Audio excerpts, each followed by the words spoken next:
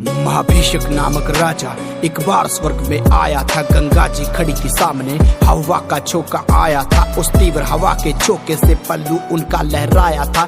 गंगा जी महाभिषेक के मन प्रेम उमड़ तब आया था। थी सवासन सब देव बैठे, सबने पल के झुकाई थी। गंगा महाभिषेक की आंखें 2 से 4 हो आई थी।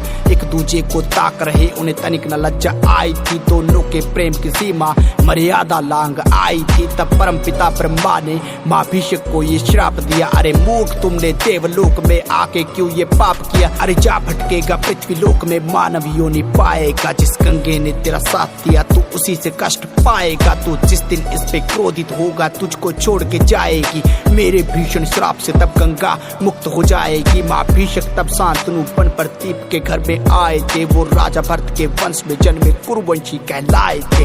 दूजी और ऋषि वशिष्ठ मेरू पर्वत पर रहते थे। वो कामधेनु की पुत्री नंदिनी के संग रहते थे। नंदिनी गौ का दूध कोई भी मान होकर कभी पीता था। 10,000 सालों तक वो निरोगी जीवन जीता था।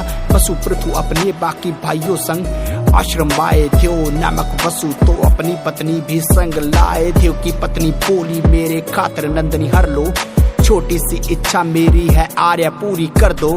वसु ने फिर हरण किया, अनजाने में ये पाप किया। जब ऋषि वशिष्ठ को पता चला तो वसु को था श्राप दिया। वसु ने माफी मांगी, ऋषि बोले न आंखें नम करो, जो भूल हुई है हमसे मुनिवर तेज श्राप का कम करो। ऋषि विनती सुन के बोले त्यो मृत्यु लोक में भटकेगा, बाकी तो जल्दी मुक्त होंगे, तू अंतकाल तक भटकेगा। उन्हें गंगा श्राप का पता चला, वो गंगा जी के पास गए। बोले हमको मुक्ति दो माते, वो होके बैठ उदास गए। एक बार शांतनु राजा शिकार खेलने आए।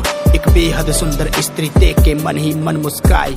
मैं हस्तिनापुर का राजा हूँ, क्या मेरी रानी बनोगी। मैं तुमसे विवाह करना चाहूँ, रिश्ता स्वीकार करोगी। देवी बोली मेरा नाम गंगा, मैं शादी तो कर लूंगी, पर मानो कर मेरी एक बात तो साथ में अभी चलूंगी। मुझे रोकोगे ना टोकोगे, मैं जो भी कार्य करूंगी। कर टोक दिया मुझे कभी आपने दूर हो चलूंगी। नैनों में नैनन डाल के वो प्रेम के रस में बहने लगे। दोनों ने कर लिया प्रेम विवाह, हस्तिनापुर में रहने लगे। गंगा को पहला पुत्र हुआ तो नदी में उसको बहा डाला। कोई माँ कैसे कर सकती है जो पाप गंगा ने कर डाला। राजा का क्रोध शिखर पर बच्चन ने उसको रोक लिया। मुझे गंगा छोड़ के चली जाएगी कर जो इसको टोक दिया। राजा को बेहद क्रोध था किंतु कुछ न कर वो सकते थे। ना चैन से जी वो पा रहे थे, ना चैन से मर वो सकते थे। जब एक एक करके गंगा ने 7 पुत्र बहाए, राजा को आया क्रोध बहुत, वो कुछ भी समझ न पाए।